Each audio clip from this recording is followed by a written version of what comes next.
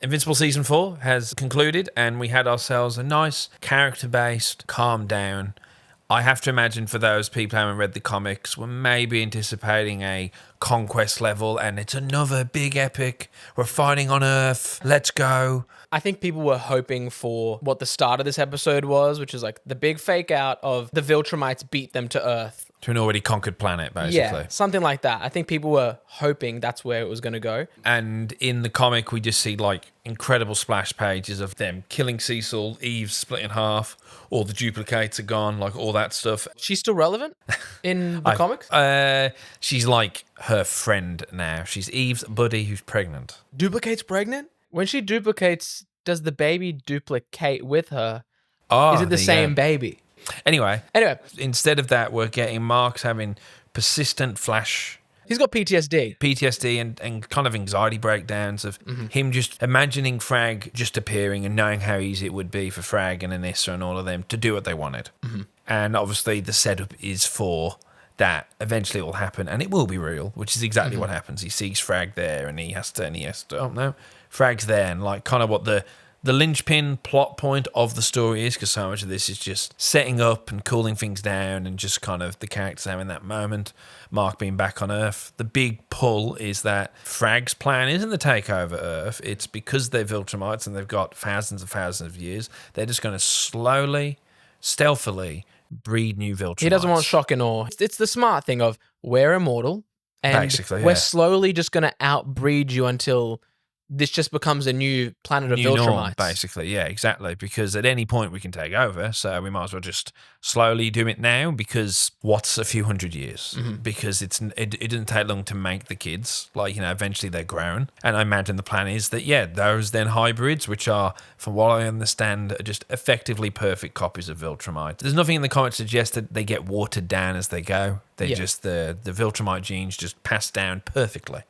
So therefore, that's the big plan. And Mark, I like that Thragg gives him that choice, because in my head, I think Thragg looks at it as strength is power. You're the strongest being representing Earth. Do you accept the terms I'm giving to you? Yes. And he realised that, of the deal, this is the only deal that works, is a few hundred years of peace, and maybe we'll deal with it eventually, but...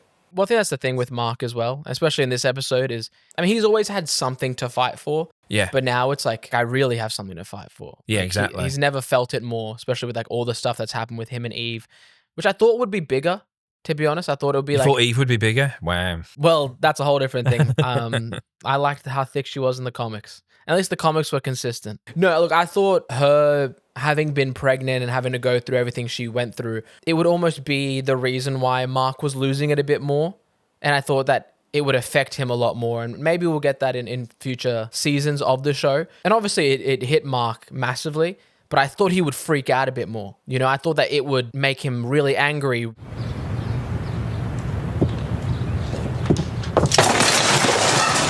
I don't know, I just thought it would motivate his character a little bit more, especially towards the end with the conversation with Cecil and with Thragg.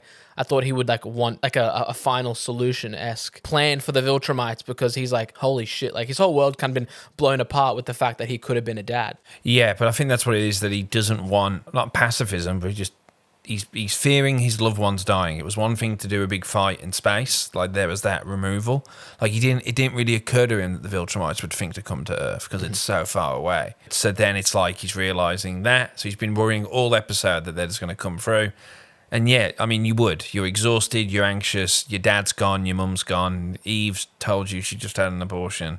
You just want to calm down, don't you? And if they're going, we aren't going to take over, we're going to live amongst you, you won't even know we're here. And so it leaves the question of, is he going to go and tell Cecil that they are here and they're slowly breeding? And the plan is, as you just said, we will eventually just take over, because why wouldn't we? But and then he said, and if you don't, we'll kill billions of people, and basically implied that it'll be breeding camps. So it's whatever you want, really. Thankfully, I was glad they just had it be that she's just a bit bigger now. She makes reference, you probably noticed in the moment. I'm pretty sure it's like, it's dark. There's a big splash of light. Mark comes in through the window and she's like it's the equivalent of like the Ben Stiller image in Dodgeball when he was fat, and it's just like that. It's a bit like that. So in this, they've kind of went with, it's a bit more tasteful. It's tricky, and we know animation isn't one of Invincible's Invincible's not one of their strong suits.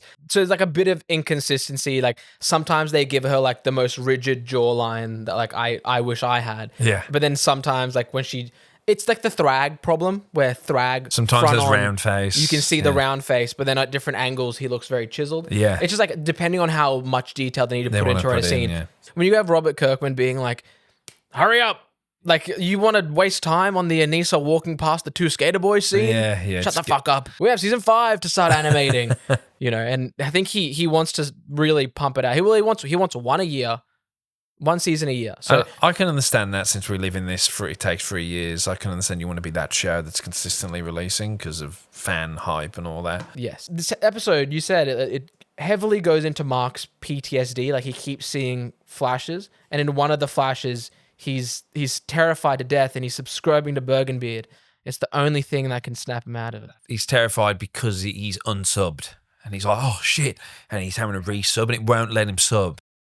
There's some great stuff. I really love because now it's Nolan back. He has another sort of stuff with Debbie, and obviously I don't quite remember, but in my head I feel like things weren't quite as intense with Debbie and stuff, but who knows? I might be misremembering. I mean, from what the internet wanted, he comes back down on the first meeting and he takes it to the bedroom and Paul's like, well, I know my place, and then just like leaves. I feel it's a bit more like that in the comics, I think, that she puts Paul down calmly, but I really can't remember. But yeah, he comes down, obviously he has a great chat with Debbie, but for me, one of my favourite moments was the Cecil and Nolan, because like Cecil, he's a great character, so it's great to have him back. Walton Goggins and J.K. Simmons, two of the strongest actors in the show, so them going back and forth's great.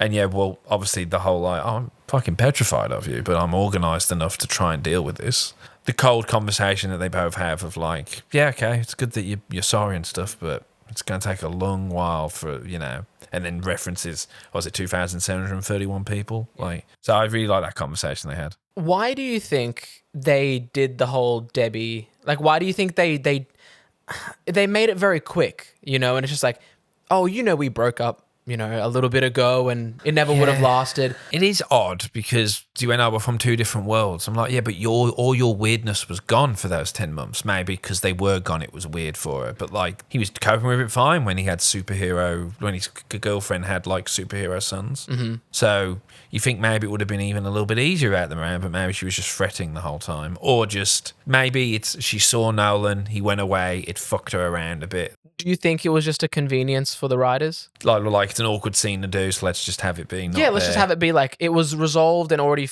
it was all done off screen already, and there's no weirdness. There's no like we see Debbie getting pulled one way or another, because it has to happen or else Paul would almost want to come if he was still with her. Like, I would want to come if my girlfriend was off to go see her alien son in space. Well, it's like he loves Oliver as well, and Oliver like loves him. Yeah, I think he even said that, like, Paul's lasagna is the best. So he's going to be like, fuck.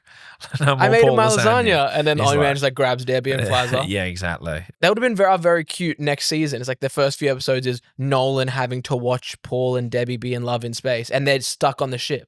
And you get like the same thing he went through with Alan and his girlfriend, but he has to go through it with Debbie and that. But so that's that setup, is that it's going to be some rebuilding of bridges maybe next season for Nolan and Debbie. The good thing is I think I'm spoiled less on what comes now than for this season. For example, like as soon as the first episode came out on this season, and it's a weird thing with fandoms these days, JJK and the anime fandom especially, is like who can spoil something the quickest. And I'll get it at the start of next season as it starts getting hyped up, is no one's really spoken about what happens going forward. What I'd like to happen is obviously Mark working with Cecil or his dad and the coalition to do some kind of, we're going to start a rebellion here, you guys start the rebellion there, and we'll plan a coordinated attack. Or maybe like Mark's like slowly taking them out. Yeah. Something. Every other story point is I don't care about. And let's be honest, you don't care about it either. It'll be interesting because we've had so much of this season it's the first time it's really broke away from it being a superhero show. Mm-hmm. And it's more just, it was a space epic kind of fighting the bad guys. Now we're back on Earth. I think if it's following what the comics is, we start sort of really deconstructing what that superhero stuff was. Because if you read the comics and you watch those first episodes, They are purposely quite bare bones. Issue of the week. Yeah. Who's this guy? Because it's meant to be your hero going, geez, this guy again? If only there was a more fixed solution. And you're seeing like how Cecil took that guy who was making robot men and he's like, hey, yeah, he's fucked, but he works for the government. It's very, you know, bringing the Nazis over to go to the moon type stuff. Yeah. It's like we can still use their brain. You know, it's been set up. One might assume that that's probably some angles you might be going for. It's more deconstruction of the superhero genre. Because I know this show likes to be fucked up a little bit. In my head, I'd be like, all right, Mark tells Cecil what their plan is. Cecil puts something in the water supply that makes all women infertile. And he goes, we'll fix this problem down the line. For now, because it's short term, every woman they try to impregnate won't be able to fall pregnant. You know, something will happen. They aren't able to. So we're going to make it so horrible for them here that they can't accomplish their one mission. They just have to leave. Right. And so we have to wait it out. Yeah, exactly. It's certainly I imagine some people were expecting, but I think it's a really interesting setup. It's like, if you do live forever, basically, why would you want to even bother starting a war? That's no point. I mean, they will just outlive anybody who they go to war with. Exactly. They all have to live out human lives, and then so with how Nolan reacted to having a human life. Do you reckon we'll get a Carl situation? Well, but this is the meme, which is probably given if you're aware of if Conquest came to Earth and you're hearing all those, like, everybody's kind to me, everyone's my friend. And I even get a name. Yeah, I even get a name. I think one might not be surprised to see that maybe some of these Viltrumites get down bad for some human booty. So much to Thragg's frustration, I'm sure. So it'll be interesting because if you actually think about it, the Viltrum Empire is kind of the worst empire ever when it comes to anything at all. Probably don't have art or culture. If you aren't punching people, you're worthless. So it's probably, and they live forever, so they must be really fucking bored. Well, I imagine they're going to, when they're not breeding, they're going to just be like, they just sit in a room and they're like, well, that's me done for the day. And that's also another good point. I'm sure people brought up, is like, why didn't those remaining 50, assuming that none of them were related, at least go, well, we can do a generation or two. We can make this 50 into 100. Yeah. And since they live forever, or like live for so long, in theory, one couple could produce 50 children over a long enough period of time. And even though those 50 children can't interbreed with each other, that's still 50 Viltrumites that are going to live for thousands of years. So it's worthwhile to do anyway. Fact check me on that, but I other than maybe they were like, we can't risk the time it would take. We can't have a female Viltrumite out of commission for that long. But then, of course, the big stinger is new leader of the coalition, Alan, gets a video from Thaddeus. And Thaddeus is like, if you're watching this, make sure you're subscribed to Bergenbeard. Animating mouths is really hard to do.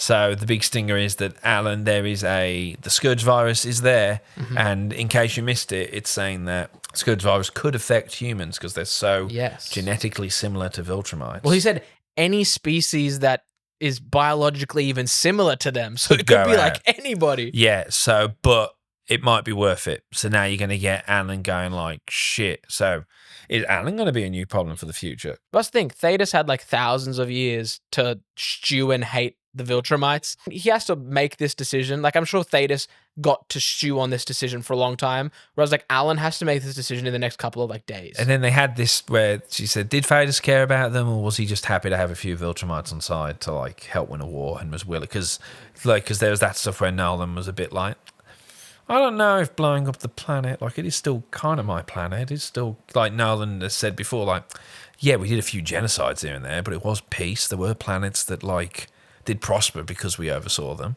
And I think it just leaves a good, interesting thing where, you know, well, that's going to be it. If they locate that the Viltrum's on Earth, it's like, well, this is what it has to be. And Alan might become a problem for good old Invincible and everyone involved. In my head, what's going to happen is we're going to get a reverse Viltrumite war where Mark and the Viltrumites now have to go after the coalition, which is now hunting to protect humans. His people, because the Viltrumites are his people now, because like it's like the whole refugee thing. It's like Mark's going to be like, I can't be angry at them, even though he could be. Yeah. He's going to be like, they're just doing their thing here. I think he's going to see them more and more, and maybe he will have interactions, because Thragg says, we're never going to speak again. Which is wild, because I was hoping for that as maybe an alternate. He would be like, I'd love to fucking learn from you. I mean, you're the fucking goat of Viltrum, so. Well, I'd love if Thragg said, I'm never going to come to you. You'll never see me again, but if you want to see me, like, I'll make myself known to you. Exactly, because why not? The thing that Mark doesn't want to think about that I think about is the whole, like, I'm going to outlive everyone. But surely also Thragg sees the value in Mark. I think that's what it is. It's why he didn't kill Mark. He took that one punch and he probably would have felt a little bit going, oh, damn, like that was, even though it didn't make him move, he would have analysed it, went, oh. Didn't want to do the impact frames again, guys. They did a flash of white light, but you didn't want to do like the Doomslayer, like skull, like head. Yeah, it was cool. It's cool when it's a one-off, I guess. Why did this episode have a better animation budget than the last one? And lighting was better. I saw more when she wiped away one tear and they just went highlight, delete for her other tier as well at the same time. With this episode, they had to animate backgrounds. With the last one, it was just a black background and they could just go like a couple of dots for space specs. But this one there was more times where I was like, hey, look, things are moving. Like the hair, the outfit. It's because it's simpler. It's a lot of just 2-3 people When Mark is talking. ending his flight, I'm like, hold on. I'm like, that looks a bit better than usual. Yeah, I don't know. Maybe they don't have enough. How many people do they have on? One dude. Yeah, it's one of those things. But it did look good. I love the argument, just quickly, of the anime fanboys and the Invincible fanboys being like, well, it's because the people who work on Invincible have, union jobs that are 38 hours a week and they get to go home to their families at night. But it's like, just take longer. The point of the whole working mapper to the bone is they're putting things out on a great quality, working their people to the bone. But it's like, you could do the same thing if you just took a bit longer. Overall, though, because this is kind of our season wrap up today, I thought it was, once again, another really good season of Invincible. It continues. If you're into superhero shows, this is one of the best.